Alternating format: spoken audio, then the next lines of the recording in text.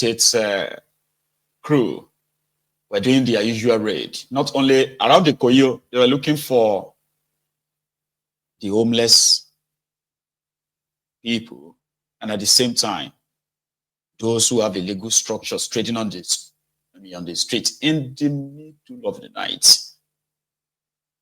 And Wahabi Wule shared this. Of course, he's the source.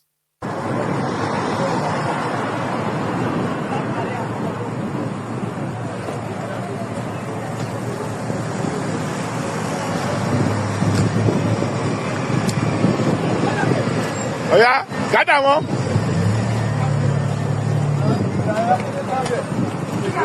Yeah, camera all of them.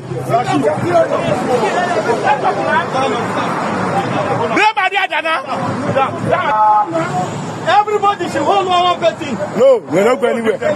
I'll go home.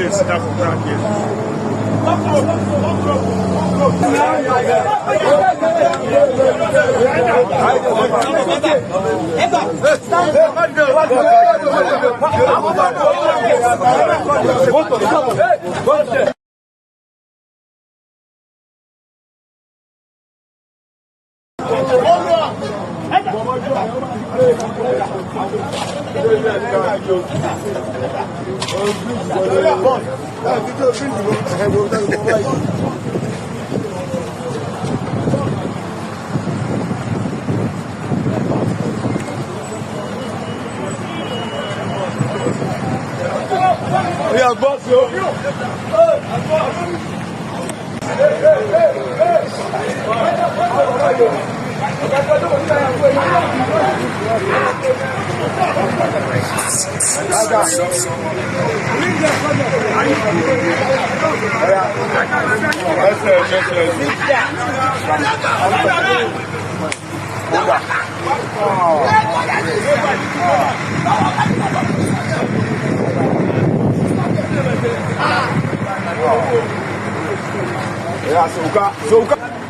Oh yeah, bring them, madam. Oh yeah, when you load this way, we should continue going. How I like it. Oh yeah, carry them, man.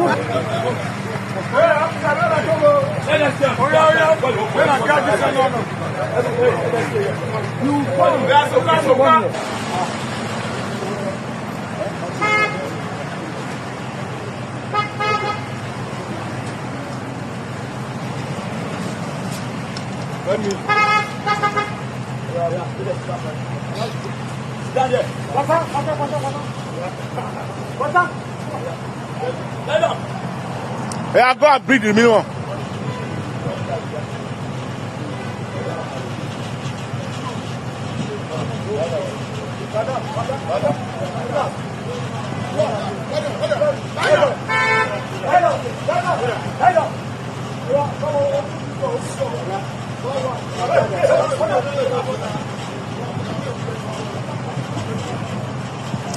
Oh yeah.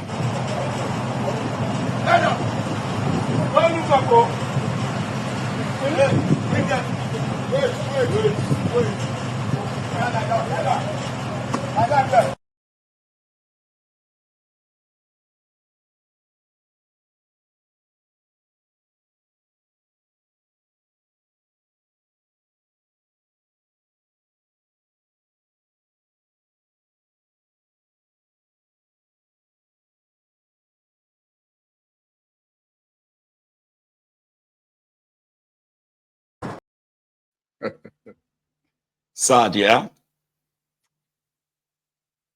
They are supposed to be the homeless. You saw some of them who had their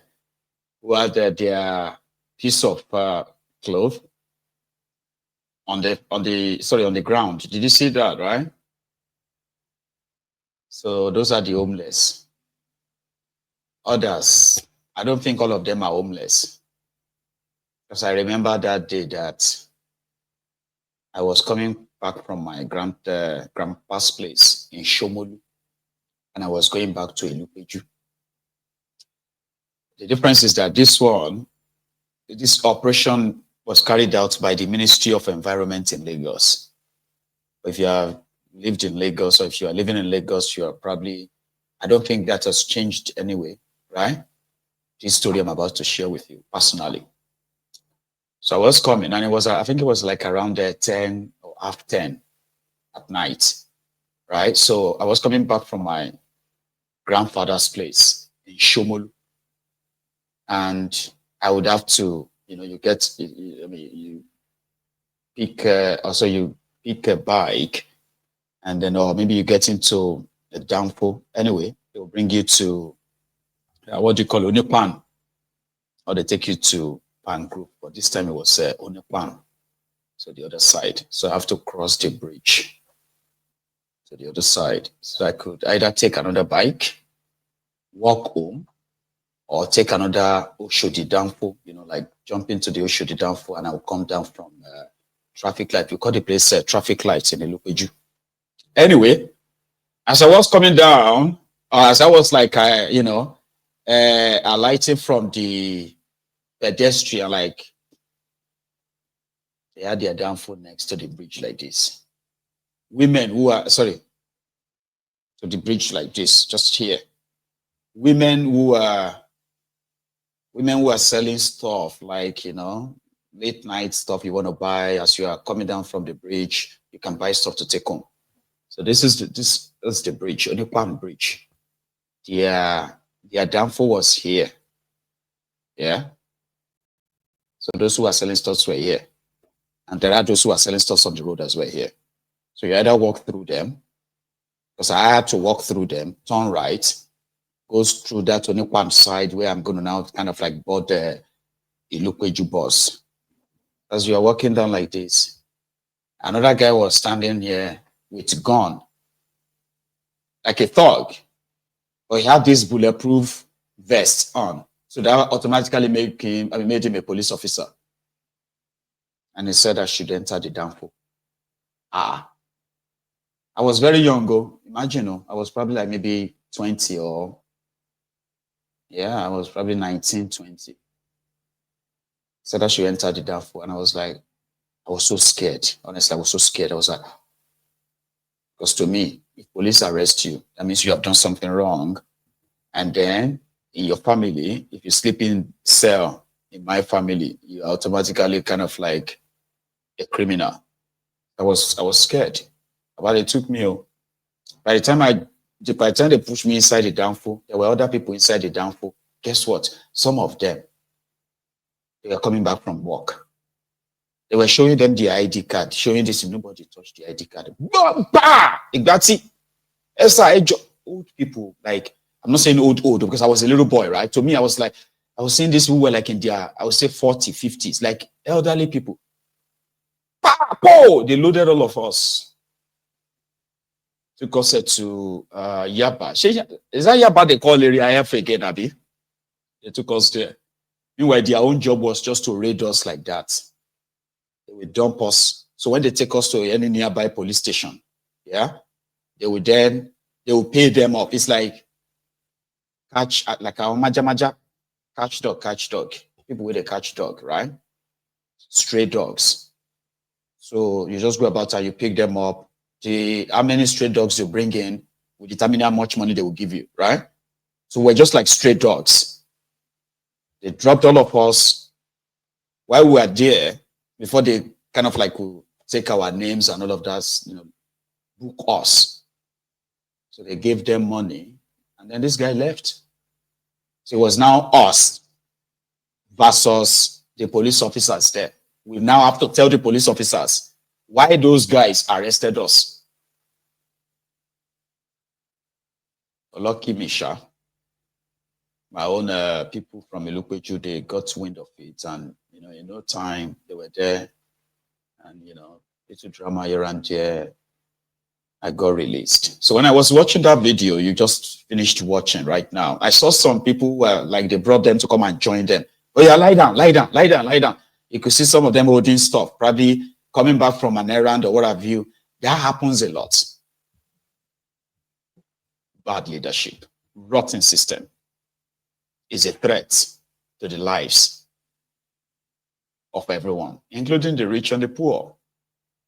Somebody said they should build a homeless shelter for them. I was like, okay, that sounds like you have Is either you are living outside Nigeria, or you don't watch too much American films, right?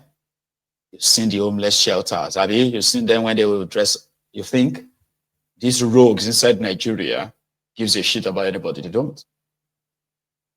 Fortunately, they don't. That's why in some places people have to take their destinies into their own hands. They have to, because nobody gives a damn about them. Take a look at this community in Edo State. It's called Ekperi. I've been trying. I know this probably is not the full pronunciation of it. Ekperi. Is that the name? And they have been under the same Fulani terrorist attacks, ceaseless attacks. They've done everything they believed could possibly allow coexist, a peaceful coexistence, but they said it's not working. So the name of their king, called Kanoba, he said His Royal Highness something Kanoba, has now read the riot act to the Fulanis in his community, not living in his community, the Fulanis in their forest should vacate the place. Or what? Kabiesi. Nobody. I don't send anybody when they go kill a cow. If DPO come from Benin, he went for big briefing. Canada Bayani. He get Bayani. Okay, Kugamishi. We could not tell her waiting we talk. Waiting me talk. May they go in peace, I beg.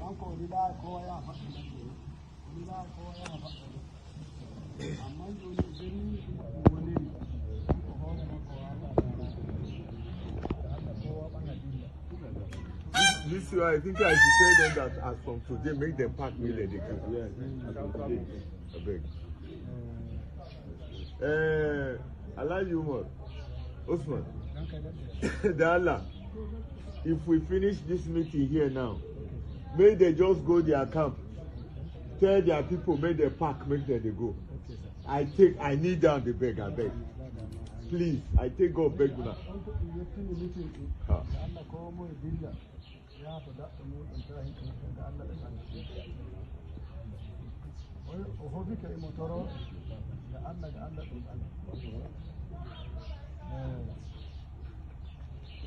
This way, I think we are nobody. I don't send anybody when they go kill a cow. If they... So now the king, I mean a ballet of that area, is there begging them to please leave. I mean, I don't want you anymore. Don't please, I beg. Yeah, how can I leave? There is something to share about anyway, before we all go to bed again. And it is the news of the rescued Nigerians from Ghana. Remember, I think this was like 2 weeks ago, was it? When Very Dark Man raised alarm about Nigerians who were trafficked to Ghana. He met them. He met some others in Ivory Coast and all of that. And then called out Abiku Dagburu. Well, in fairness now, Abiku Dagburu's NIDCOM has now successfully brought back 231 Nigerians trafficked to Ghana. You see, there are so many people currently using the advantage of the poverty in Nigeria, the economic ruin, the hardship, to smuggle out innocent kids by promising their parents, right, good life, job, good return, that they were going to give their children jobs, only for them to get to these greener pastures, to then turn to sex slaves and money-making machines for the supposed benefactor. And they said, if you see the kind of life they have subjected these Nigerians to by their fellow Nigerians who smuggled them out of Nigeria. So Very Dark Man was asking about how did they manage to take them out without their passport? What about Nigerian immigration? What about this Nigerian interior? Interior, you know, trying to probe the system, a rotten system. A rotten system where underage teenagers are sexually trafficked out of Nigeria. And Nigeria has so many problems that they don't give a damn. But for this one, let's give that credit to them, okay? It's quite a good news that these people are able to be reconciled or to reconnect with their families, courtesy of Abiku Jagboru's NITCOM.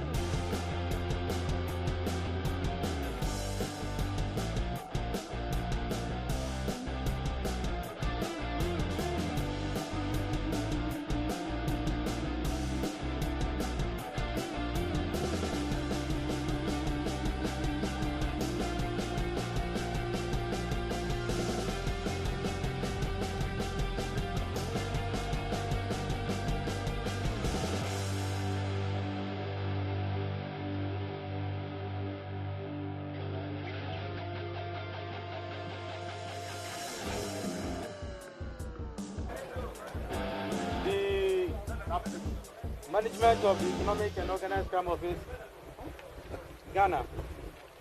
I hand over 190 victims. I hand over victims and then suspects to the government of Nigeria, NITCOM, and NAPTIP. Thank you very much. So I hand over to NAPTIP, because NAPTIP will rehabilitate, profile them, and ensure they're in good hands. So NAPTIP, over to you. Iyoko, Ghana, thank you very much for rescuing them, for taking care of them, and for ensuring they came back home. Weber Bank, thank you so much for the transportation, for bringing them back home, and the Office of the First Lady of the Federal Republic of Nigeria. Thank you very much. And Chief Callistus, Chairman Naido, Ghana, thank you very, very much. Thank you. You are home now, so be happy. Yes. Hello, how are you? Welcome to your country. Okay? I know you've gone through a very tough time. You were all trafficked to Ghana, right? Yes. In search of what you didn't expect you were going to do, right? Yes. So don't be ashamed of yourselves. Look up. You'll be better persons by the grace of God. You're all young boys with a future. So I want you to, hold your heads up. So what we're doing today is receiving you on behalf of President Bola Ahmed Tinubu. He cares about your welfare and has warned us that every Nigerian at home or abroad needs to, no matter your circumstances. But I want to advise you, my dear brothers and a few sisters here, there's nothing out there. Some of the places they are telling you to go, Nigeria is much better than those places. And you know that. You know your experience from where you're coming from. But let me thank the Ghanaian authorities for rescuing you, for taking care of you, and now we're glad you're back home. Now, NAPTIP, who will be responsible for you after this, will definitely, profile you and all that. But I want to tell you that your transportation here was made possible by Weber Bank. Please, Weber Bank, please come. You know, this is a large number, 231. They paid every cover for you to come back, as well as the First Lady of the Federal Republic of Nigeria, who gave us a bus to bring you back. Weber Bank, please come. Come.